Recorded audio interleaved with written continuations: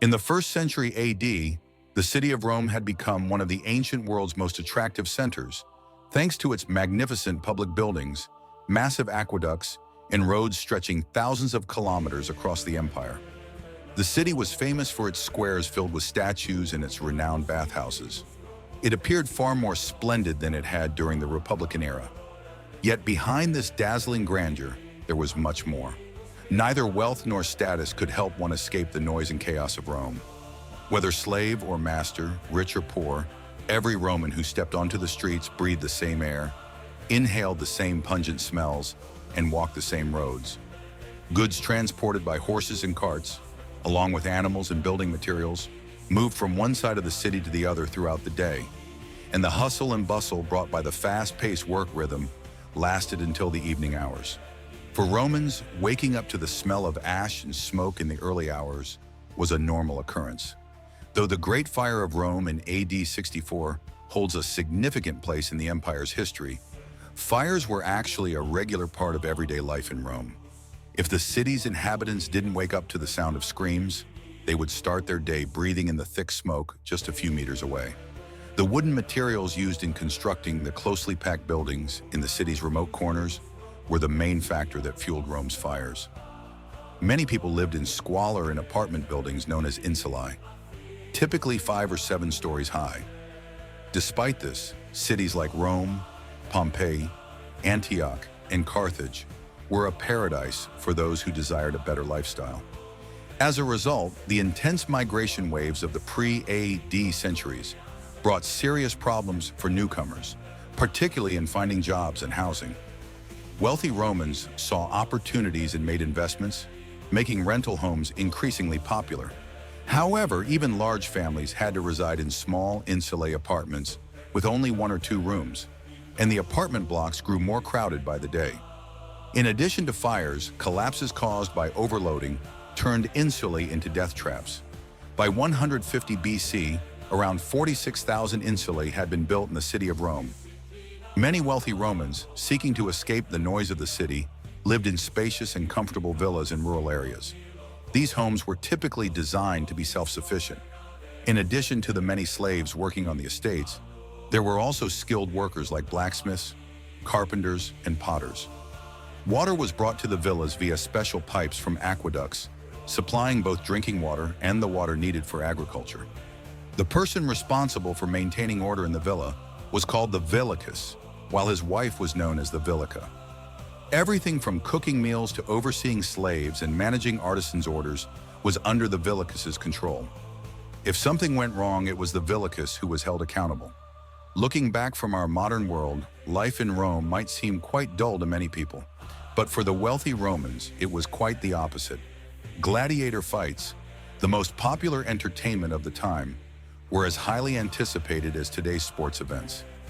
Many young Roman women and girls didn't hesitate to pay high sums for the essence made from the sweat of famous gladiators. There was an eager anticipation for religious holidays and festivals, as these events allowed wealthy Romans to both engage in commerce and earn large amounts of silver while also having fun. The lives of the rich were surrounded by servants and slaves who fulfilled their every desire, and they indulged in an extravagant lifestyle with luxurious furniture. Many hosted exclusive dinner parties, preparing exotic meals for their guests. These meals were eaten in dining rooms known as triclinia. Although it might seem strange to us now, Romans loved to eat lying down, and that's why a few couches would always be placed next to the low tables in a triclinium.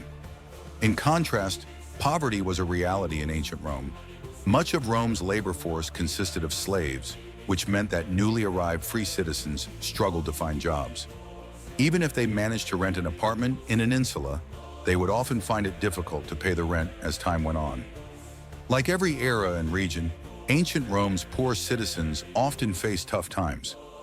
Newborn babies were frequently abandoned on the streets, with the hope that a wealthy person would take them as slaves or servants. Famines, epidemics, and fires sometimes led to the deaths of more than half of the city's population. Yet despite everything, there were few moments when daily life and entertainment came to a halt in Rome. Even during such hard times, it was difficult to find a spot in the Colosseum. Whether rich or poor, Roman citizens continued to enjoy themselves, often relaxing at the baths to relieve the day's stress. While not as luxurious as the lives of the wealthy, even the poor managed to carve out a space for themselves in the social life of ancient Rome. If they had any means, they could usually afford to watch the gladiator games. By 33 BC, there were about 170 baths in Rome, and by AD 400, that number had risen to over 800. While the growing number of baths was a major attraction for the wealthy, there were enough for everyone, and poor citizens took the opportunity to visit these baths whenever they could. Baths had become, along with forums, the center of social activities. Every bathhouse had a gymnasium, a health center, and a swimming pool. The poor made use of these facilities as they wished, while the rich spent time in a separate area called a bordello. Over time, bordellos became indispensable for wealthy Romans, serving as places for business and partnerships. Many of the poor had no kitchen to cook in, so they typically bought their meals from restaurants or tavernas. At the end of the day, those who could afford a decent meal were considered lucky. During the imperial period, slaves made up nearly 30% of the Roman population. Most were prisoners of war and their children. According to Roman law, a slave's child was considered a slave from birth and would spend years serving their master. Many of the Roman slaves endured horrific conditions throughout their lives. When they fell ill, treatment was provided only to the extent that it allowed them to continue working efficiently. Those who suffered the most were the slaves who worked in the mines. However, it was possible for a Roman slave to gain freedom, known as the status of libertos. One popular way to achieve this was by purchasing their own freedom. Another, less common method was for a master to voluntarily free a slave. Educated slaves, particularly those brought from Greece, were highly valuable, often serving as teachers or managing accounts. Female slaves typically handled the household chores for the domina, the lady of the house. Slaves in ancient Rome were divided into two main groups, those working in public service or in the emperor's mines, and those belonging to the government. In ancient Rome, it was difficult to distinguish a slave from a free man. There was even a proposal to require slaves to wear special clothing to differentiate them from others. But the Senate rejected this idea.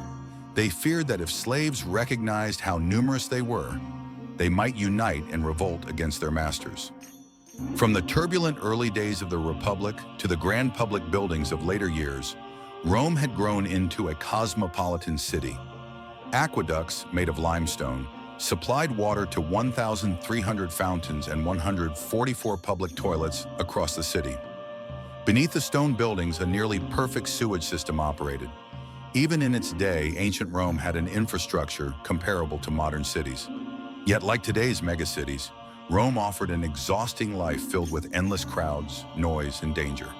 Furthermore, even in the empire's powerful Mediterranean-dominating years, the city's problems worsened as the population grew.